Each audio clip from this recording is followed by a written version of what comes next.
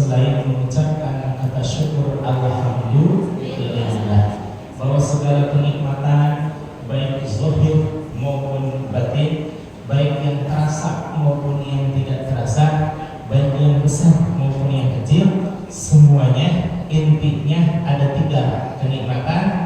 Pertama, nikmat iman. Yang kedua, nikmat Islam. Yang ketiga, nikmat bahasa yang lupa nih.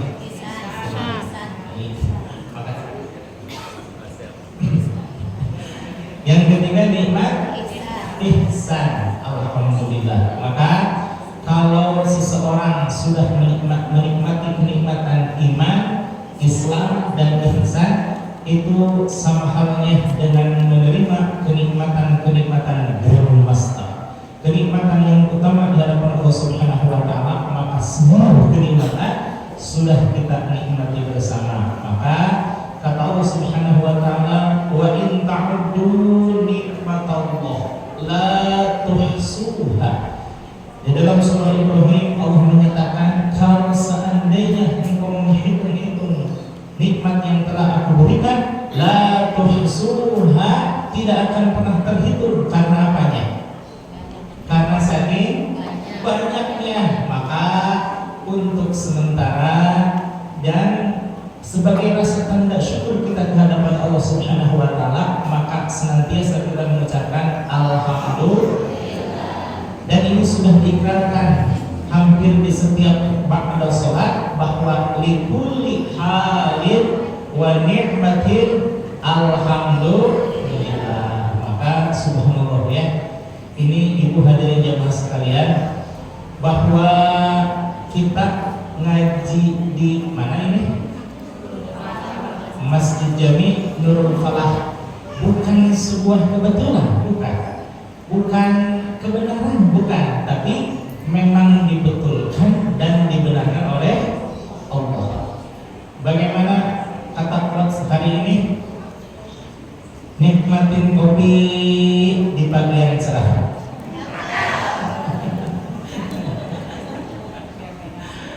Terlihat wajah bapak dan ibu begitu sumringah.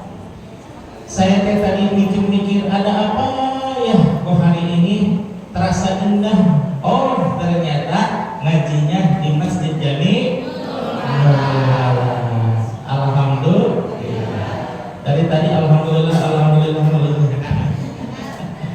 Karena memang bukan suatu kebetulan, dan ini hakikatnya dibenarkan oleh Allah Subhanahu wa taala, dan hakikatnya dibenarkan oleh Allah Subhanahu wa taala, bahwa saya bersama Al-Mukarram Ustaz Awal beserta Al-Mukarram Ustaz Iqbal beberapa hari yang lalu sowan ke suatu masjid yang menurut perhitungan putaran tahun lalu, bukan tahun lalu ya, putaran yang lalu sebelum Lebaran, itu di suatu masjid ternyata memang ada acara muslimat yang waktunya bersamaan, dan serta-merta Al-Mukarram Ustaz Awal mempersilahkan untuk diadakan di Masjid Nurul Falah. Masya Allah, alhamdulillah.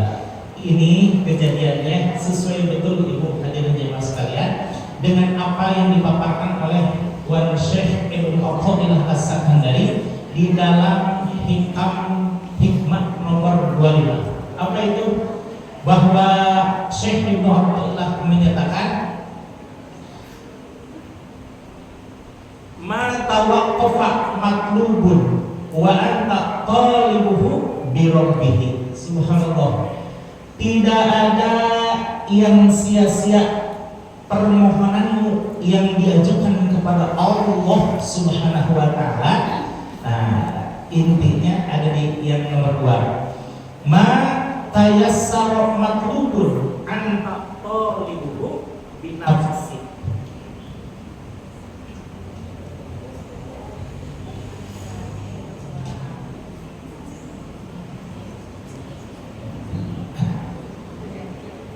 Bahwa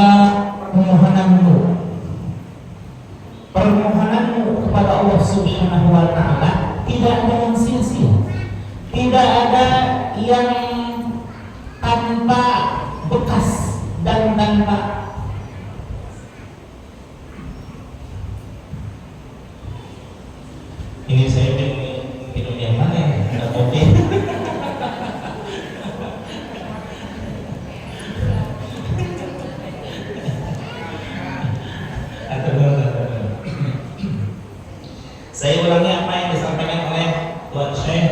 Athaillah As-Sakandari bahwa ma tawaqqafa matlubun wa anta talibuhu bi rabbih. Tidak ada sesuatu yang sia-sia permohonanmu diajukan kepada Allah Subhanahu wa taala, baik siang, malam, bahkan setiap waktu, setiap saat dan setiap keadaan dimintakan permohonan kepada Allah, itu di hadapan Allah tidak ada yang sia-sia dan pasti itu akan terjadi. Tapi ma tayassara matlubun wa anta tulibuhu binafsi.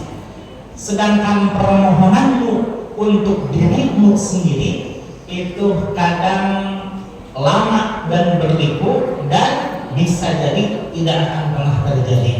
Kenapa? Karena yang pemilik segala sesuatu siapa? Allah. Yang menentukan segala sesuatu siapa? Yang menjadikan seseorang sukses atau tidaknya siapa? Allah. Tetapi kalau seandainya ada orang yang berusaha melakukan suatu hal untuk dirinya sendiri, kadang dan itu kebanyakan tidak akan pernah terjadi. Kenapa? Karena manusia itu hanya sebagai wasilah, sedangkan yang menjadi natijah, yang menjadi tujuan itu siapa? Allah. Maka niatkan segala sesuatu untuk Allah dan menggunakan cara Allah. Bagaimana menggunakan cara Allah? Dilakukan dengan cara yang sah, dilakukan dengan cara yang halal, dan insya Allah kalau sesuatu yang diawali dengan sesuatu yang halal, maka kesannya pasti akan halal. Nah, ibu hadirin jamaah sekalian, ini sebagian dari sejarah hidup saya ya. Mohon maaf. Dulu ketika saya pulang dari pesantren tahun 2022 ya di Situ Bondo, kemudian ke Suryalaya 2021 pulang ke Situ Bondo, sampai ke Situ Bondo di Pondok Pesantren Suryalaya. Nah, di situ selama di pesantren, sanawiyah, aliyah, bahkan kuliah, saya beserta seluruh santri, seluruh dididik oleh para kiai bahwa tidak ada yang namanya sesuatu yang tidak mungkin. Kalau dilakukan oleh orang baik, maka insya Allah masyarakat pun akan baik. Tetapi kenyataannya bagaimana? Masya Allah, punten ya. Berhubung saya dari keluarga biasa-biasa, kemudian tidak punya apa-apa, dan kemudian bermasyarakat, ternyata masyarakat lain. Bahwa kalaupun toh kita menjadi orang baik, katakanlah ke masjid, waktunya ke masjid, waktunya ke taklim, dan lain sebagainya, tapi tidak membawa pencerahan secara ekonomi, maka saya dari mulai pernikahan sampai beberapa saat yang lalu meniatkan bahwa saya pengen, mohon maaf ya, jangan diikuti, ini tidak lurus niat saya. Bahwa saya bekerja, saya berbisnis, saya berniaga dan lain sebagainya untuk mencari apa kira-kira? Mencari itu di akhir-akhir, di awal tidak saya tidak. terus terang ya, ini mah jeleknya saya, bahwa saya ingin mencari kekayaan. Ingin mencari apa katanya? Kekayaan. Tapi yang tadinya pengen BMW, betul juga dikasih BMW, tapi bukan BMW BMW, tapi bebek merah warnanya.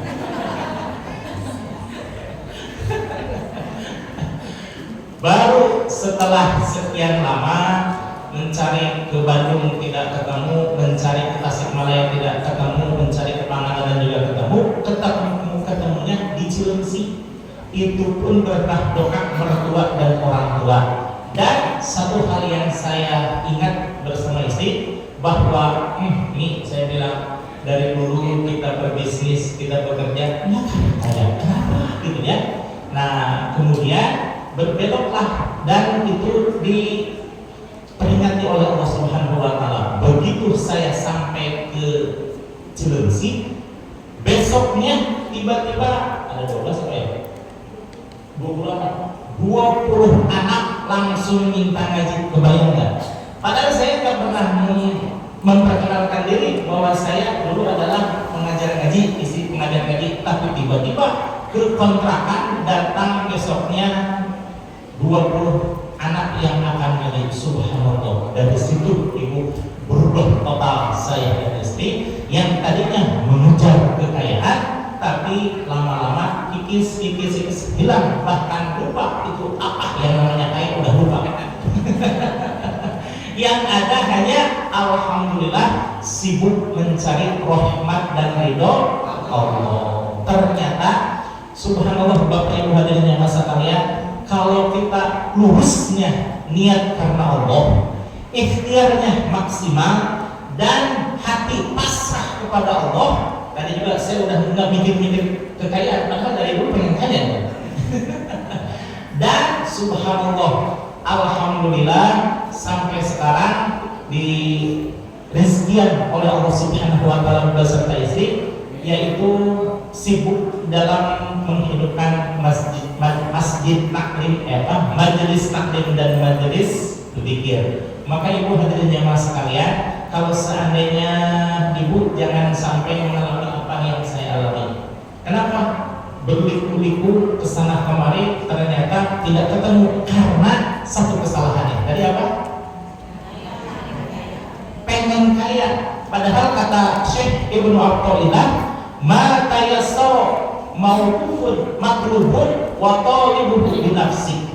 Dan tidak akan pernah terjadi kalau sesuatu diniatkan ingin mencapai sesuatu karena diri sendiri. Tapi kalau mencari Allah, kesana kemari sibuk mencari ridho Allah, kesini sibuk mencari ridho Allah, insya Allah Allah berkahkan. Alhamdulillah. Maka jangan sampai mencari kekayaan, tapi carilah kebahagiaan di dalam rahmat dan ridho Allah. Siap? Alhamdulillah. Hadirin rahmatullah. Tadi aku jangan mencari kekayaan, tapi carilah yang maha kaya. Ya, cari yang maha kaya, cari yang mempunyai kekayaan dan yang bisa memberi kekayaan, yaitu siapa? Allah Subhanahu wa taala. Hadirin rahimahullah. Hadirin, ketika kita ya datang ke majelis taklim, datang ke majelis zikir, datang ke beberapa masjid dan lain sebagainya untuk taklim dan lain sebagainya, kira-kira yang kita rasakan semakin tahu nggak diri kita itu seperti apa? Semakin maju atau semakin melemahnya diri kita? Kira-kira seperti apa, Bu? Merasa oh saya ini makin bisa ibadahnya, tapi oh ternyata atau saya makin begini, kok masih makin banyak yang saya nggak tahu. Kira-kira yang mana, Bu? Yang pertama, yang kedua? Jadi gini, saat diri kita ketika mencari ilmu, minimal ya, ilmunya ini yang paling harus kita luruskan. Saat ketika kita cari ilmu, saat kita beribadah, saat semakin kita lakukan yang bukan kita rasakan, harusnya yang kita rasakan semakin banyak tidak tahunya. Ya, semakin tahu kelemahan saya, semakin mengetahui kekurangan saya, semakin tahu betapa hinanya diri kita. Ya, jadi ketika diri kita belajar ataupun ibadah atau amalan yang lain, bukan semakin merasa oh saya sudah banyak pikirannya, oh saya sudah banyak amaliyahnya ya. Nah ini yang harus kita luruskan. Kenapa? Kalau kita merasa oh saya ternyata ikut majelis gua makin sering di sholat tasbihnya, hati-hati ya. Kenapa? Karena ketika di sana akan muncul rasa apa? Ya, yang muncul di sana rasa sombong. Oh, saya ikut majelis ini, saya baca Qur'annya makin rajin. Awas, hati-hati, luruskan niat kita. Kenapa? Jangan melihat apa yang kita lakukan, namun lihatlah apa yang belum kita rasakan. Ya, kenapa? Kok saya makin begini ya? Banyak yang belum tahu saya. Ya, hati-hati. Masalah urusan hati ini yang Masya Allah. Ya, kenapa? Terkadang kita terjebak. Aku terjebak. Nyanyi gitu ya. Ya, jangan sampai kita terjebak dengan apa? Dengan godaan setan di sini. Setan itu akan semakin yuwaswisu fi sudurin nas. Setan akan terus merasuki kita, menggoda kita. Untuk apa? Oh, ini aku merasa banyak, saya udah ngaji sana sini seminggu 5 kali, seminggu 7 kali dan lain sebagainya. Kita merasa, oh saya udah banyak ilmu saya. Namun di sini sudah seberapa dekat diri kita dengan Allah?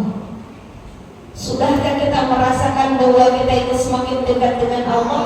Ini, ya Allah, kok saya semakin lemah ya Allah.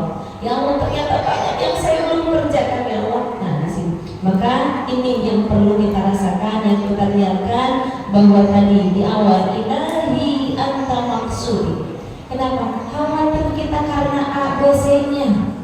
Kenapa? Karena ketika diri kita mengandalkan ibadah kita, mengandalkan amaliyah kita, mengandalkan zikir kita, mengandalkan sholat kita, tidak ada apa-apa dengan nikmat Allah yang sudah Allah limpahkan kepada kita.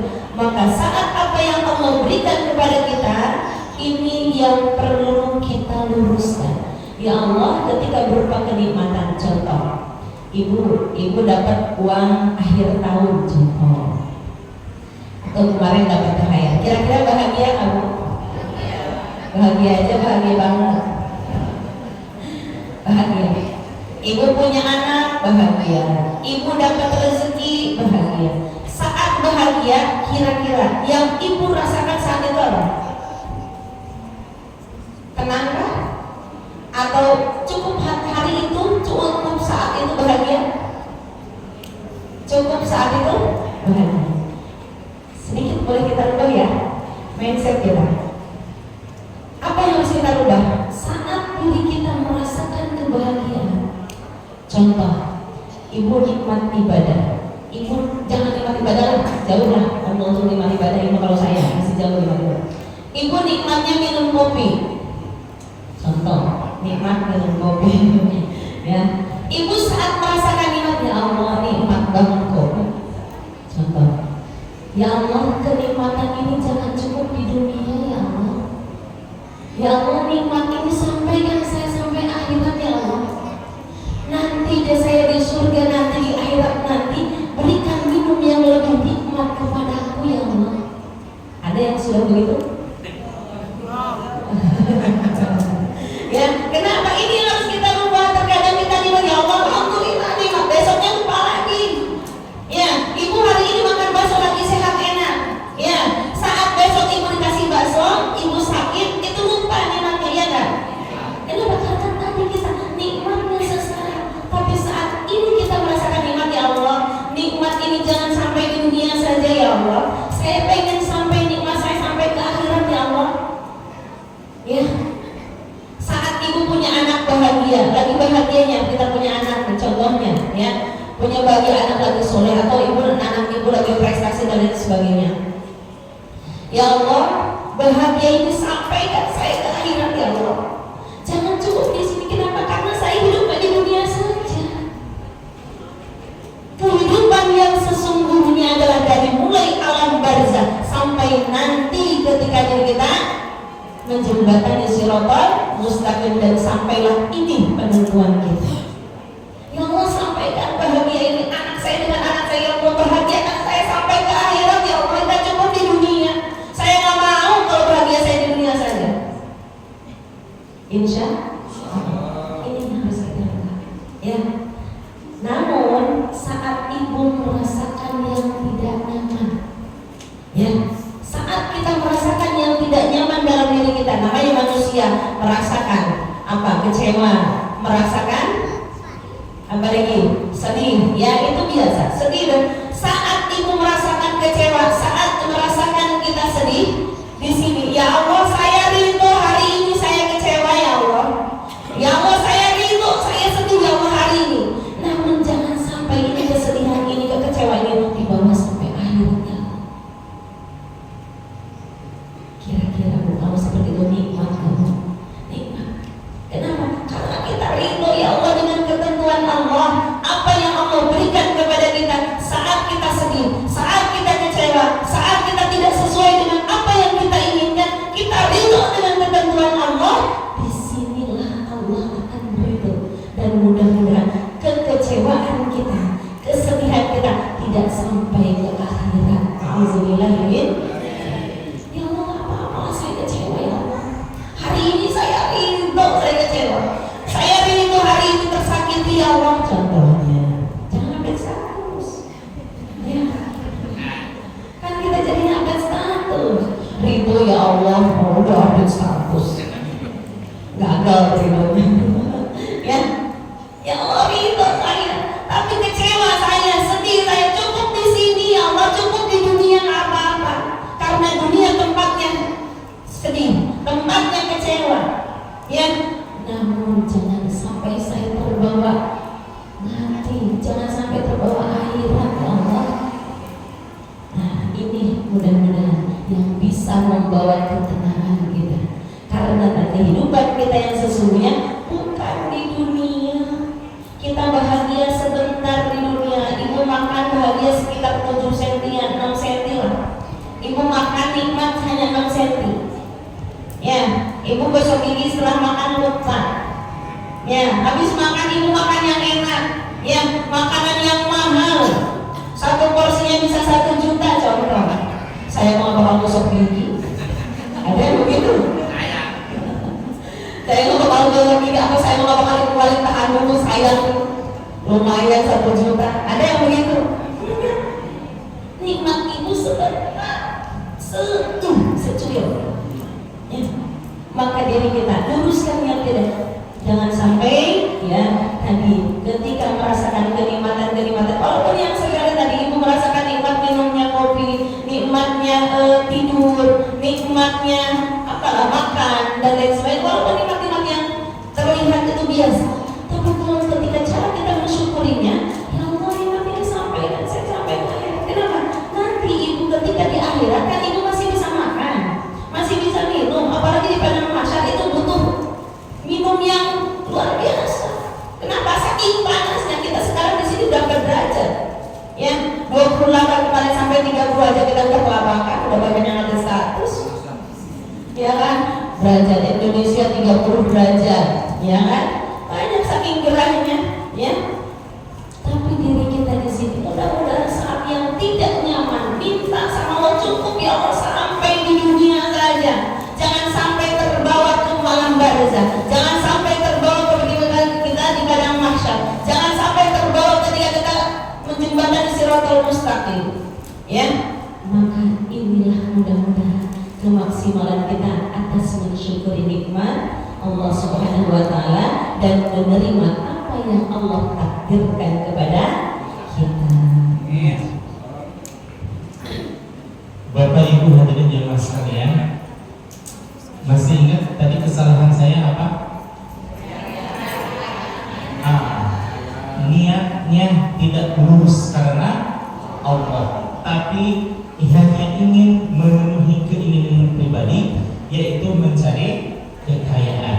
Bahwa segala sesuatu harus karena Allah itu dimulai dari niatnya.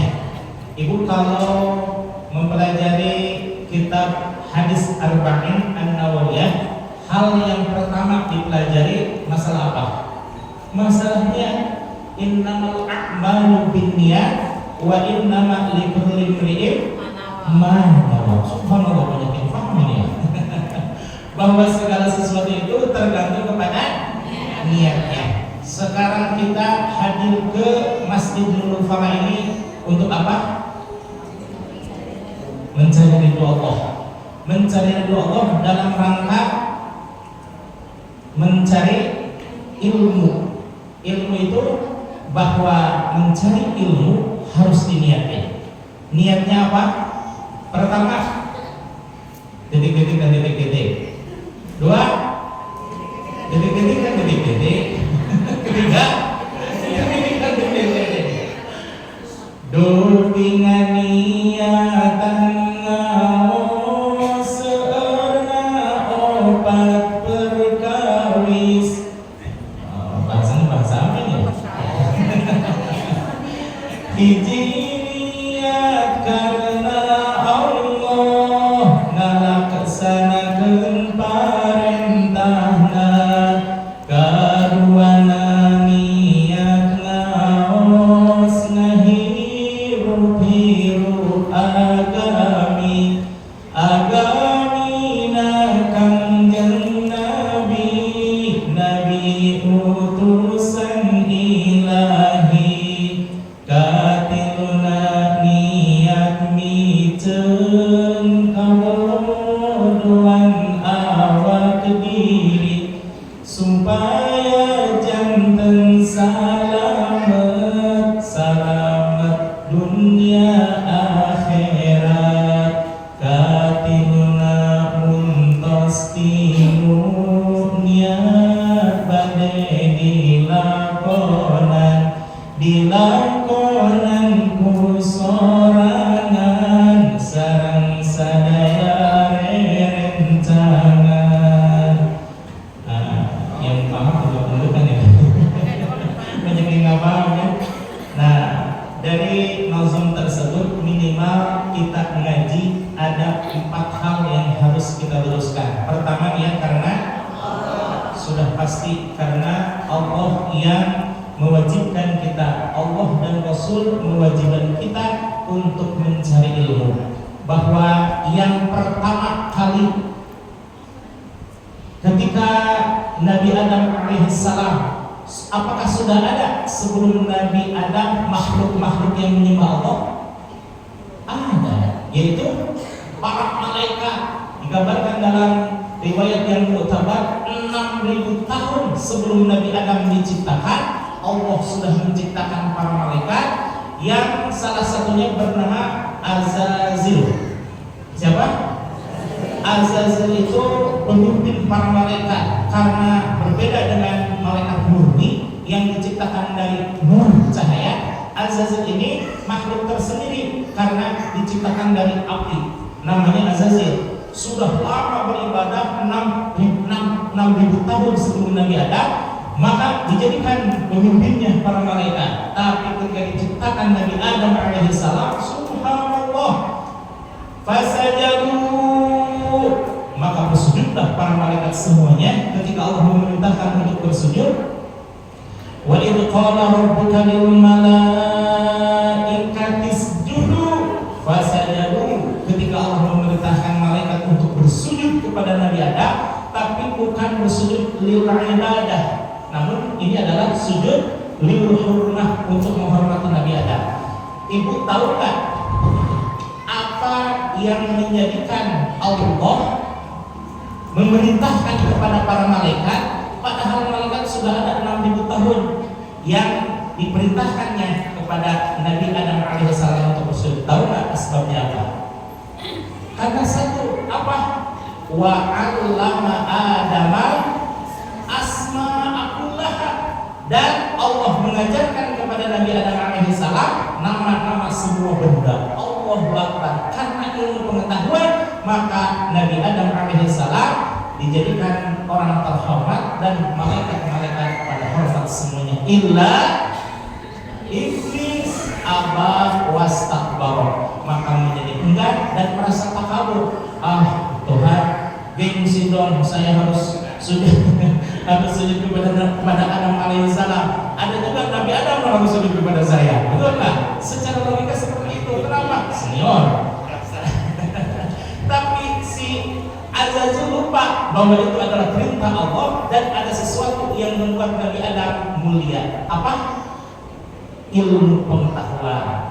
Maka ibu hadirin jemaah sekalian, di dalam ilmu pengetahuan, subhanallah, Allah memerintahkan, Rasulullah memerintahkan, para ulama mencontohkan. Maka kalau saja Nabi Muhammad SAW tidak memerintahkan, maka niscaya gelap dunia ini. Karena tidak ada penerangan, baik penerangan secara lahiriah, secara zuhiriah. Apa lahiriahnya? Ini lampu. Lampu ditemukan oleh Thomas Alva Edison. Kalau Thomas Alva Edison tidak menemukan lampu bijak, gelap nggak dunia? Atau pengajian malam nggak pakai obor ya? Nah, sedangkan lahiriahnya, batiniahnya kita tercerahkan dengan ilmu pengetahuan, kita tercerahkan dengan amaliyah. Yang pertama, bahwa ilmu harus diniatkan karena Allah dan diniatkan untuk menghidupkan agama Allah yang dicontohkan dan disunahkan oleh Rasulullah SAW. Al-ilmu bila amalin kasyajar bila samar, bahwa ilmu yang tidak diamalkan ibarat pohon yang tidak berbuah. Coba lihat ibu, pohon bambu dengan pohon kelapa, mahalan mana? Pohon bambu paling 20.000 satu batang ya. Pohon kelapa, subhanallah, dari akar, batang, kemudian luas daunnya, lilitnya, dan buahnya, apalagi itu ya, semuanya itu bermanfaat, maka dijadikan sebagai lambang pramuka. Karena dengan harapan bermanfaat untuk semuanya. Nah, kemudian bagaimana kalau sudah punya ilmu? Apakah disimpan di lemari? Nah, tidak. Ibu masih ingat kemarin kisah Imam Al-Ghazali? Salah satu gurunya Imam Al-Ghazali itu adalah penyambung. Apa itu penyambung? Begal.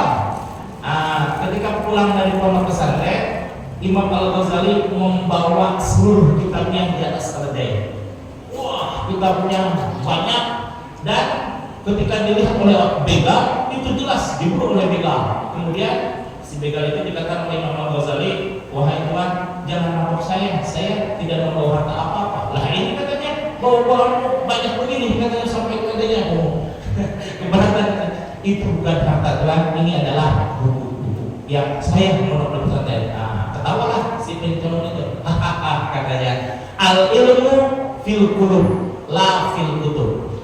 Ilmu itu yang ada di dalam hati, bukan di dalam kitab. Katanya tercenung itu Imam Al-Ghazali, mantap juga ini kata-kata. Ada juga yang mengatakan al ilmu fis sudur la fis sutur. Ilmu itu di dalam dada, bukan dalam tulisan. Wah, tercenganglah Imam Al-Ghazali. Nggak nyangka yang sehari-harinya membegal, kata-kata hikmah luar biasa. Sejak saat itulah Imam Al-Ghazali selalu menghafal apa yang dia tulis. Dan ketika di majlis taklim, subhanallah, ibu, bapak banyak yang bawa catatan ini.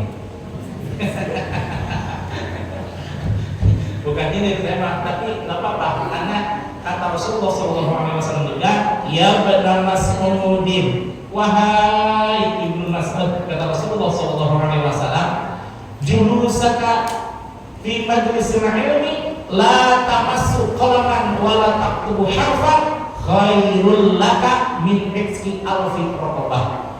Bahwa duduk di majlis taklim seperti bapak dan ibu aja sekarang ya. Duduk di majlis taklim, tidak membawa buku untuk menulis, tidak membawa pulpen untuk mencatat. Nah, ibu padahal nanti aja ibu kalau saya makan sini betul ini. Alhamdulillah ya.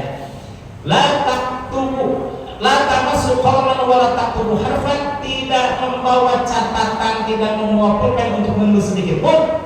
Itu di hadapan Rasulullah dan Allah betapa sangat dahsyat kemuliaan orang tersebut. Kenapa? Khairul laka min hifzi alfi raqabah. Jauh lebih dahsyat ketimbang memerdekakan 1000 orang budak. Jangankan 1000 orang budak, bahwa Sayyidina Abu Bakar As-Siddiq memerdekakan 1 orang sahabat, berikut yang lain-lainnya, tapi yang terkenal adalah memerdekakan sahabat Bilal bin Rabah. Apa pahala dari Allah Subhanahu wa taala? Termasuk ke dalam asyaratun mubasyaratun bil jannah. Subhanallah, dengan memerdekakan satu orang budak saja bisa masuk ke dalam surga, diberikan kabar gembira oleh Nabi Muhammad SAW. Lah kita, subhanallah, pagi majlis duha, siangnya ada rutinan RT, kemudian malamnya rutinan RW dan segala macamnya. Alhamdulillah, berapa ribu budak yang kita merdekakan ya Bapak Ibu ya. Alhamdulillah. Tapi bagaimana kalau kita sudah mendapatkan ilmu pengetahuan? Kalau sudah mendapatkan ilmu pengetahuan, sebagaimana tadi Imam Al-Ghazali, jangan hanya disimpan di catatan, jangan hanya menjadi hiasan di lemari yang subhanallah betapa menyedihkannya. Itu catatan santri ada di lemari sampai puluhan ibu untuk di sekolah saya kan jarang disentuh, jarang dibaca-baca. Tapi kalau sudah menjadi ilmu, sudah menetap di dalam hati, yang terakhir di mana kan? Diamalkan, subhanallah. May ya'malu bi khairi ilmin amaluhu mardudatun la tuqbalu. Sahajalma nu'amal jam ilmuna amal nate ditolak diterima. Kalau kita beramal tanpa landasan ilmu pengetahuan, maka amalnya itu gimana Ibu? Sia-sia, tidak akan berkah, tidak akan diterima oleh Allah Subhanahu wa taala. Mohon maaf, saya mencontohkan ada tetangga waktu di kampung di Ciawi Tasikmalaya. Kebetulan dekat rumah sedang dibangun dibuka ya, dari masjid menjadi masjid jami. Megah luar biasa untuk ukuran saat itu. Ada satu tetangga yang euforia, merasa saya senang banget katanya salah satu panitia. Ada masjid di kampung luar biasa. Ini Pak Taufik tahu nih masjidnya ya, Masjid Nurul Huda. Lalu sebenarnya salah satu panitia karena tasyakuran yang bak dan zuhur, sebenarnya selesai itu hampir menjelang asar. Setelah asar, subhanallah, si bapak tersebut karena merasa gembira langsung sholat sunat, Nah, saya mesem-mesem aja ya. Nggak langsung ditegur, kenapa? Karena masih banyak orang. Ketika sudah berlalu, saya ajak ngobrol, tidak ada kelihatan lah karena memang sudah sedikit panitia yang hadir. Pak, saya bilang tadi barusan sholat apa ya? Saya lagi semangatnya Pak Badar katanya. Tapi saya sholat sunat ba'da asar. Nyebutin ba'da asar kan semangat gitu ya. Saya sholat ba'da asar gitu ya. Nah, insya Allah sekarang mah mau qobliyahnya, mau ba'diyahnya, saya laksanakan sholat sunatnya. Jangan dicela, karena itu belum tahu gitu ya. Oh Bapak, saya bilang mungkin maksud Bapak ingin mendapatkan rahmat dan ridho Allah. Benar, saya ingin mendapatkan sebanyak-banyaknya. Tapi mohon maaf Bapak, di antara waktu-waktu sholat ada yang dilarang. Dilarang. Emang kapan waktu dilarang ada? Pertama, ba'da subuh, tidak boleh ba'diyah karena itu adalah waktu yang diharamkan. Yang kedua, ba'da asar. Kok kenapa ba'da asar katanya tidak bisa dilaksanakan untuk sholat? Karena itu memang diharamkan untuk melaksanakan sholat laisa lidati sabab, yang tidak memiliki sebab. Tegur ke angin, duduk langsung sholat, maksudnya itu tidak boleh. Kecuali ada tetangga yang mendengar, boleh itu, karena itu dari sabab yang memiliki sebab. Tapi kalau biasa-biasa, maka itu tidak diperkenankan untuk sholat, bukannya mendapatkan pahala, malah mendapatkan dosa. Nah, alhamdulillah hikmahnya masjid dibangun di kampung tersebut, si bapak tersebut makin cinta dengan ilmu pengetahuan. Maka ibu hadirin jemaah sekalian, setelah kita mendapatkan ilmunya sedikit-sedikit, lama-lama menjadi Yang tadinya malas, tapi kalau seandainya berjamaah seperti saya, terus terang saya malas kalau sendirian, tapi ketika berjamaah jadi semangat. Alhamdulillah. Maka ibu hadirin yang sekalian, mari kita jadikan majelis-majelis yang ada di sekeliling kita sebagai peningkatan ilmu pengetahuan dan amal ibadah kepada Allah Subhanahu wa taala. Amin. Hadirin rahimahullah, mengulas yang kemarin dan ada kaitannya dengan sholat.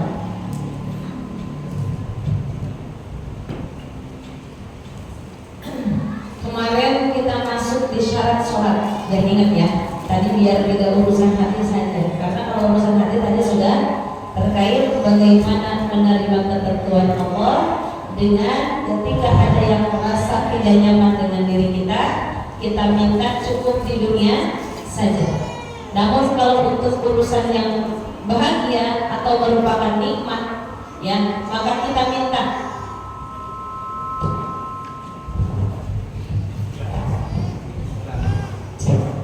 Maka kita minta sama Allah bahwa kebahagiaannya itu sampaikan sampai dengan akhirat, ya. Sampaikan kebahagiaan itu sampai dengan abadinya itu sampai dengan akhirat. Dan ini masuk di syarat sholat kemarin karena belum tuntas. Syarat sholat itu, ya, kalau menurut kitab Sulamul Taufik, ya, bukan Pak Taufik tapi ya, Sulamul Taufik. Yang pertama kemarin apa Bu? Menghadap kiblat. Yang kedua masuk waktu sholat. Yang ketiganya Islam. Yang keempatnya tamyiz. Yang kelimanya mengetahui apa keparduan sholat. Ya, wal ilmu bi fardiyatiha, harus mengetahui fardu-fardu sholat. Wa an la ya'taqida fardhan min furudiha sunnatan, dan yang keenamnya tidak boleh mengitikadkan bahwa yang fardu menjadi sunnah, ya. Dan yang selanjutnya wasatru bima yasturu bihi.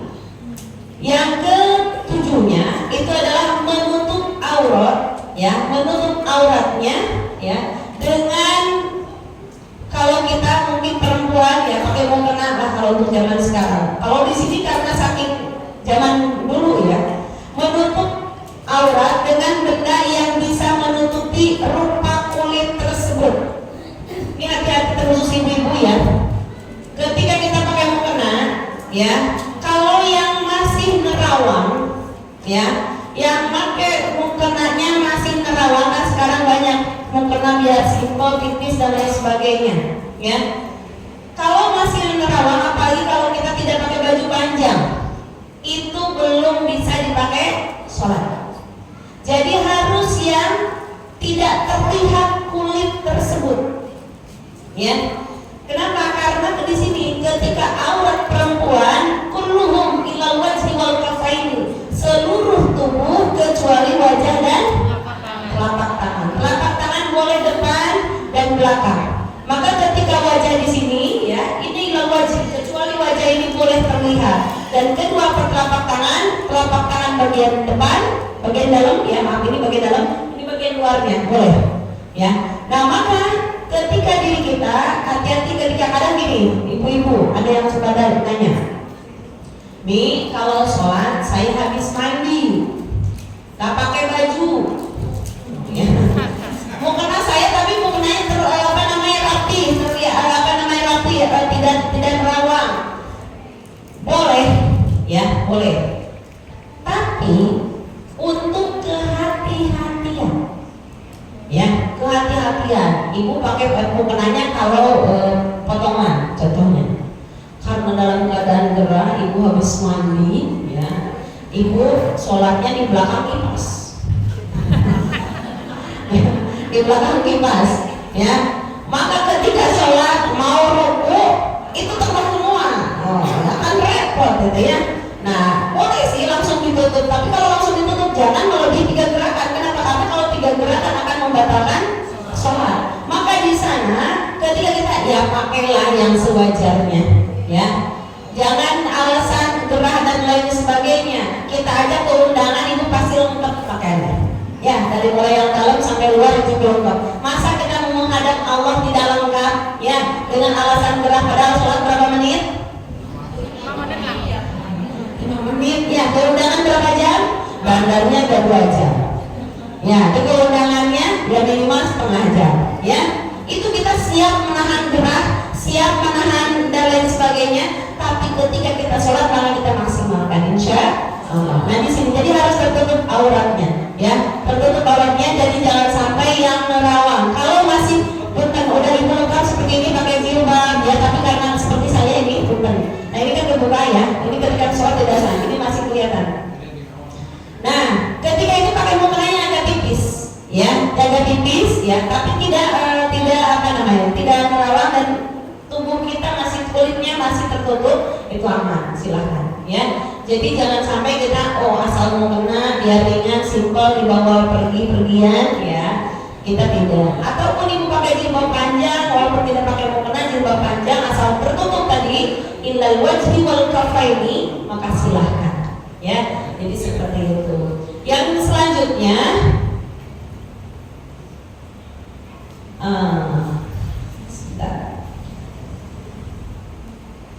nah, di sini soalnya berbeda ya antara safina dengan sulam.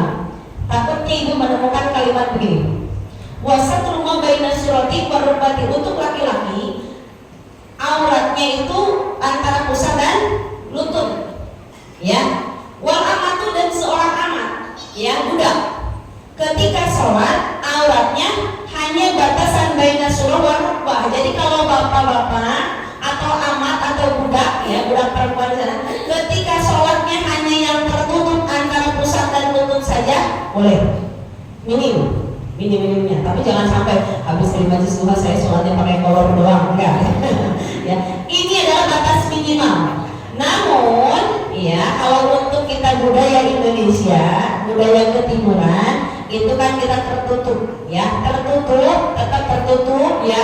Kan paling minim batasan aurat laki-laki adalah antara pusat dan lutut, ya, lututnya berarti harus tetap tertutup. Nah di sana ketika amat pun, budak pun, nah, ya, boleh sama dengan auratnya laki-laki. Dan nah ini wal amatu min kulli jawanibin lal asfala. Nah, ketika untuk amat, ya, ataupun boleh untuk bawahannya, yang bawahannya itu terbuka. Contoh mungkin pakai sarung, ya. Ini kalau kalau mau nggak ada sama sekali bahan, nggak ada sekali pakaian, ya, untuk amat, untuk budak. Tapi kan kalau untuk sekarang, kalau amat sekarang nggak ada ya, yang ada ambil. ada ambil. Nah, ya, budak perempuan, ya, kalau sekarang mungkin nggak ada. Tapi di sini biar kita paham, ya, bahwa ketika ada, ya, mungkin ada yang keterbatasan di luar sana, kan kita nggak tahu. Minimal kita tahu lah, ya, untuk keilmuannya. Nah di sini ketika memakai pakaian, ya, yang bagian bawahnya boleh terbuka meskipun suka terlihat ketika sujud, seperti telapak kaki. Nah, telapak kakinya terlihat, itu masih boleh. Namun di sini ternyata, ya, cuma saya kurang setuju nih, karena saya biasanya mengambil dari kitab Safina. Perempuan pun ada yang membolehkan untuk telapak kaki, karena suka ada yang kalau di Mekah itu biasanya sholatnya kakinya masih terlihat, ya, jadi pakai gamis biasa, kakinya telapak terlihat, itu memang ada yang membolehkan.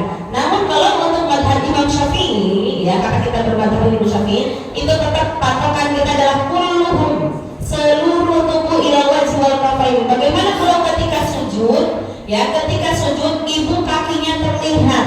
Kalau menurut madhab Imam Syafi'i, ya, ini tetap batal kalau kita dibiarkan. Ibu sujud nih, ya, kaki telapak kaki kan suka berasa dingin. Oh, ini kayak kaki ibu sudah tutup. Kalau tidak segera ditutup berarti batal sholat kita, ya, batal sholat kita. Maka ketika terasa itu harus langsung ditutup, ya. Kenapa? Karena aurat kita adalah kulluhu ilal wajhi wal kafaini. Dan syarat yang terakhir adalah, kalau di sini tidak disebutkan, ya, kalau dalam kitab Sulatul Tawfiq, namun kita tambahan ambil dari kitab Safina, itu adalah ketika suci pakaian, suci badan, dan suci tempat dari minan najasati, dari najis. Ini masuk syarat sholatnya. Yang terakhir adalah suci badan, pakaian, dan tempat dari najis. Kalau kita ada salah satunya di pakaian kita, atau di badan kita, atau di tempat kita ada najisnya, maka sholatnya tidak sah. Harus semuanya, tiga-tiganya harus bersih, ya, dari najisnya, dari najis yang terlihat ataupun yang ada hanya baunya saja. Contoh punten air pipis kucing kan kadang ibu lagi sujud mau kena, padahal kadang ada sejadah ya, kok kayak bersih ya. Nah, ini juga sah, ya. Lebih baik nggak usah pakai sejadah kalau begitu, ya. Kenapa? Karena ada baunya. Ketika najis itu bisa terlihat jempolnya atau bentuknya, atau ya bendanya, atau ada warnanya, ya, atau juga ada rihu baunya, ya. Salah satunya itu ketika ada najis itu berarti ada tiganya. Kalau tidak ada tiga-tiganya berarti suci, ya. Maka diri kita memang harus hati-hati ketika pakaian kita, ya. Bagaimana kan kalau perempuan nih biasanya habis-habisnya ngengser, apa ngengser? Panjang ya, panjang. Nah, kalau lagi jalan bagaimana? Ya, takutnya terkena najis dan lain sebagainya, ya. Ada beberapa ulama yang membolehkan ketika perempuan itu malah disunnahkan untuk melebihi. Karena apa? Kaki itu termasuk aurat. Ya, kaki itu ada termasuk aurat. Maka untuk gamisnya boleh dipanjang. Bagaimana kalau ngengser apa tadi? Kelebihan lah ya. Nah itu, bagaimana? Itu ijtihad para ulama ketika kita jalan, ya, maka ketika ada najis pun itu sudah tersapu dengan debu maka kembali suci. Ya, jadi seperti itu, jadi sah-sah saja. Kecuali jangan sampai berlebihan, ini bisa lebih gitu ya, kayak kayak pengantin gitu ya, baju pengantin seperti itu ya. Nah itu israf, berlebihan tidak boleh. Kalau yang wajar yang mungkin sekitar segini lah ya lebihnya ya dari kaki kita itu kan jadi masalah. Kenapa? Karena tadi ketika ada najisnya pun ya, jadi sudah tersapu dengan debu maka insya Allah dikatakan suci. Ya, kenapa? Karena yang bisa mensucikan itu pertama yang dipakai alat bersuci itu adalah satu air, yang kedua debu, yang ketiga batu. Nah, batu ya. Jadi yang pertama kalau masih es batu itu air ya. Cuma itu dalam keadaan beku ya. Jadi yang pertama air, yang kedua debu, yang ketiga adalah batu ya. Jadi itu bisa dipakai bersuci. Insyaallah mudah-mudahan karena sudah